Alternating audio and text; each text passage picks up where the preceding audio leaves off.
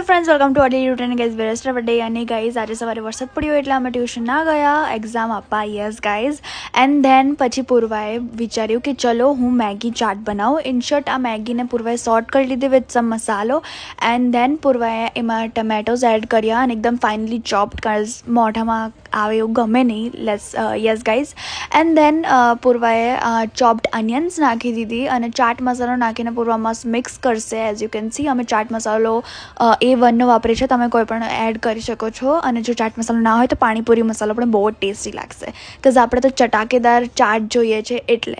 And then we have to mix it વેલ. અને પછી Maggi મસાલો ફરીથી એડ કરવાનો એન્ડ લીંબુ નાખી દેવાનું ઉપર, તો જેથી એકદમ ખટમીઠો ટેસ્ટ આવશે. મીઠો એટલે કારણ કે મેગી મસાલામાં થોડું ખાંડ હોય છે એટલે. એન્ડ ધેન પછી હું સ્ક્વિડ ગેમના એડિટ્સ જોતી હતી because it's sad, it's really sad. અને મેં ખાધી Maggi chaat and as usual it was like really tasty. અને જો તમે ટ્રાય કરો તો તમે પણ કમેન્ટમાં ડેફિનેટલી લખજો કે તમને કેવી લાગી.